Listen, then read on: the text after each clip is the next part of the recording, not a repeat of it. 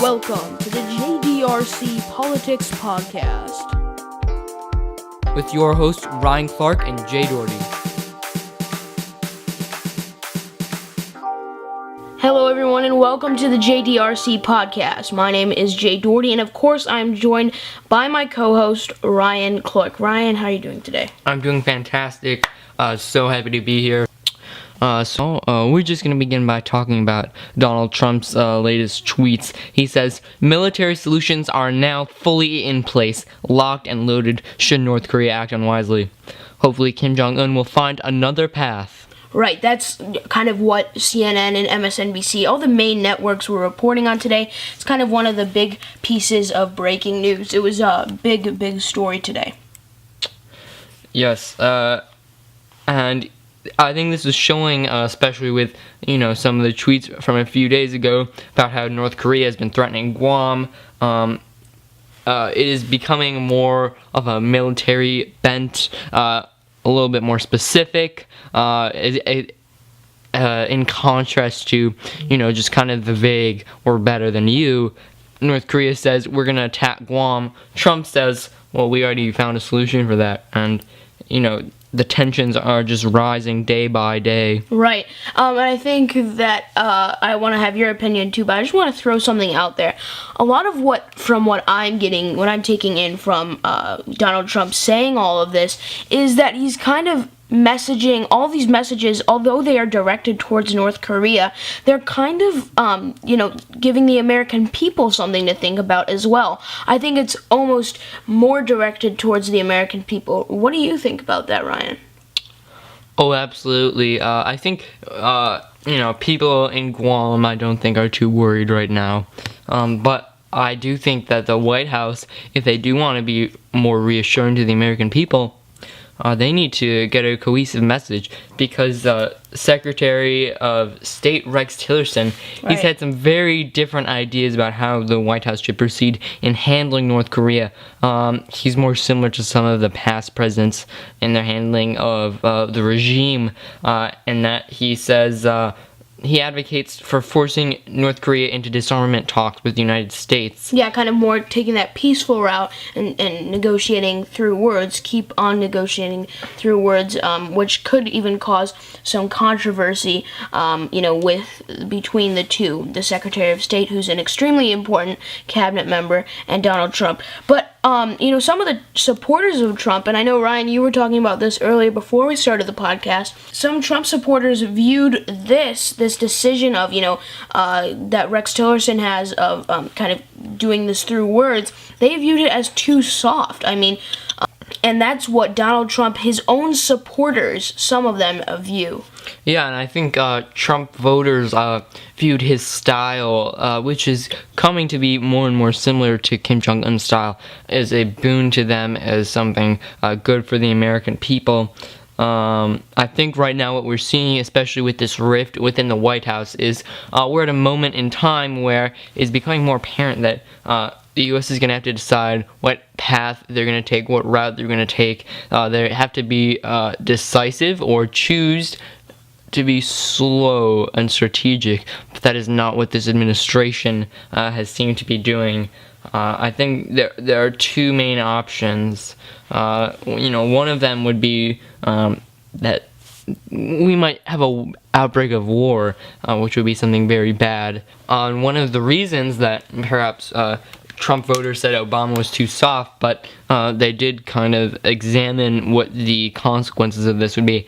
They found that there could be possibly millions of deaths throughout this region of Asia where North Korea is, in countries like South Korea and Japan, due to the effects of a war, which would be devastating.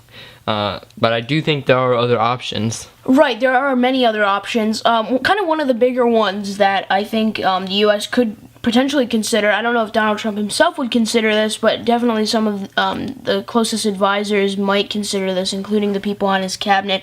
They could accept North Korea as a nuclear power, and obviously right now the Cold War tensions are kind of, the war of words are continue to go on, and that could also spark tensions just from having this these problems and having North Korea being accepted to the United States as a pro-nuclear country that does have the power to use their nuclear bombs. And I think with Trump's style, which differs a lot from other presidents, which China was maybe a little bit more comfortable with, throughout Chinese media, they've been criticizing Trump. I think, Jay, you have some more details on how China has been reacting to Trump's latest tweets and the statements he's been making. Yeah, so they're kind of going the route that I was just talking about with kind of having that words, they want to have a crystal clear communication, as they say, between the United States and North Korea. That's what China wants to input here.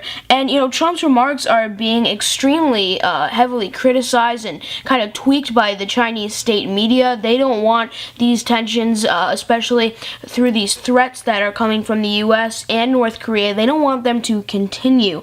China has implemented, more defenses along the North Korea-China border, just in case of a possible military conflict. China's kind of helping the U.S. obviously a lot more than North Korea. It's always good to take those extra steps to secure China's border, just in case if something bad happens between China and North Korea. I think a lot of the new sanctions that have been happening, and a lot of what the UN wants to do, is pressuring China into stopping the import of North Korean resources.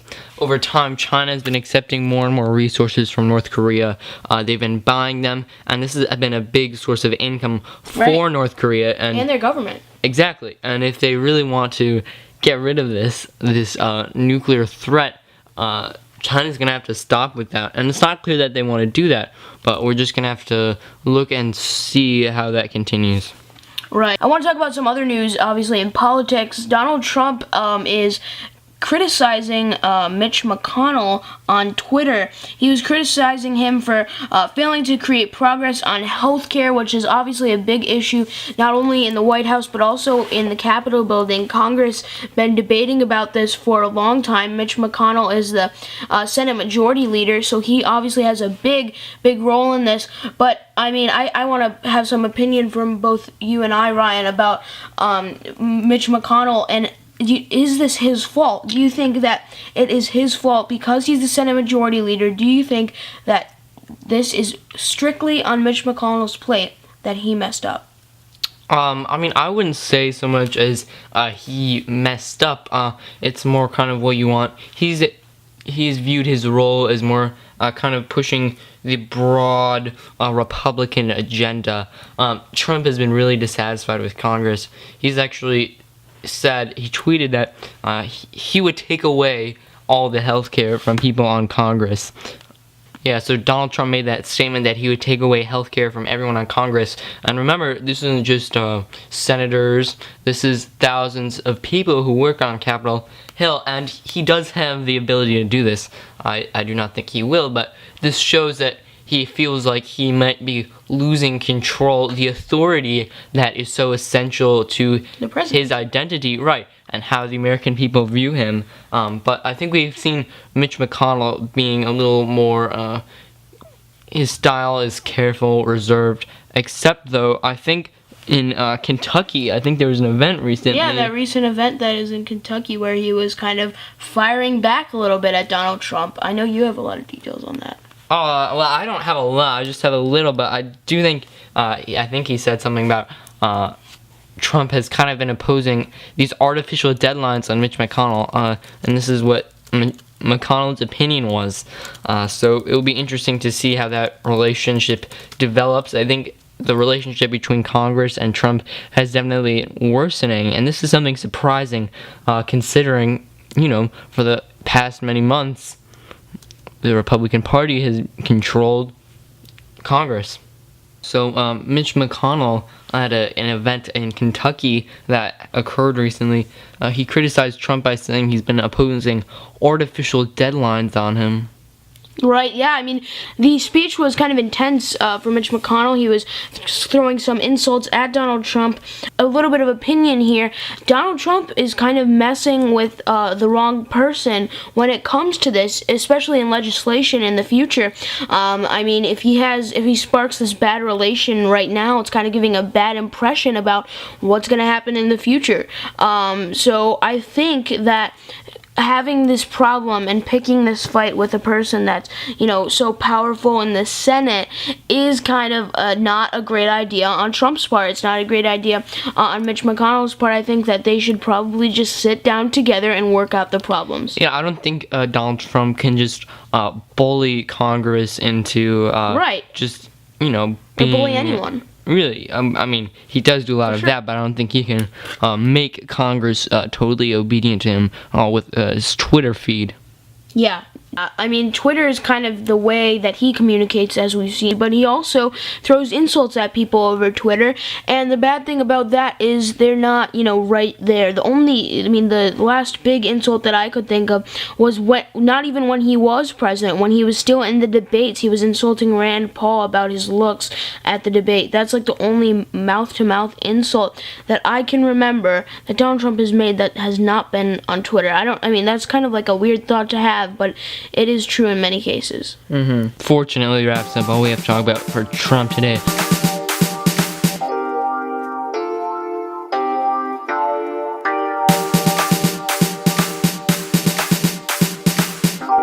Right now, we want to talk about the Kenyan elections. Recently, the opposition leader who lost, he claimed the election was rigged, and in some ways this mirrors what happened here in America during the recent election. I think you have some news about that, Jay? I do. This is definitely more on the international spectrum, which is one of the things that we're just starting to talk about in the podcast, and I think we're going to continue our international, section of the podcast. And there's been a lot of tensions that are rising. I mean, in terms of just political, tensions, but also physical tensions. There's been extra security forces have been everywhere that, they've been on every street corner of Kenya's capital. Oh yeah, in Kenya, in Nairobi. So there were a lot of protesters. That's kind of why they had the security. There were big protests, as I said, and they were getting physical in a way. That's why they needed these extra security forces that were chasing people down the street. They were chasing them down the street of Nairobi, which is the capital of Kenya. And there have been a lot of problems in Kenya, and I think one of the biggest ways to look at this is how the leadership is responding. And one of the forms of leadership is the EU. One way that the leadership was responding was the EU, the European Union, and they said that there are no signs of manipulation from the African Union, which also, sent people out there to observe what was going on. And let's take a look kind of more on the domestic side of this Kenyan story.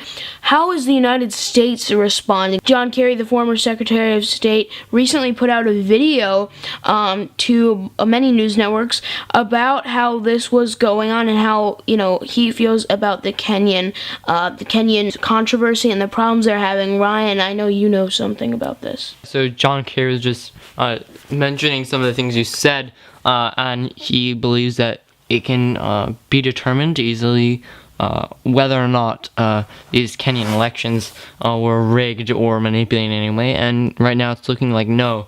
So that is something good for a lot of Kenyans. It might also be something disappointing who are hoping that the opposition might come to victory.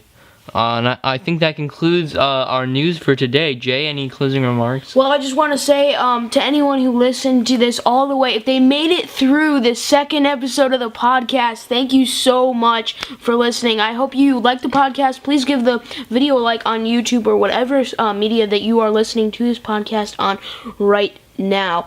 Ryan, I want to say thank you. I want to say thank you to anyone who helped us out. I want to give a big thank you to CNN, MSNBC, The Wall Street Journal, The New York Times, anyone who is our source for today's video. And I also want to give a big thank you to our associate producer here at the JDRC podcast. Please make sure to hit that subscribe button if you like the video, and we'll see you next time on the next episode of the JDRC podcast.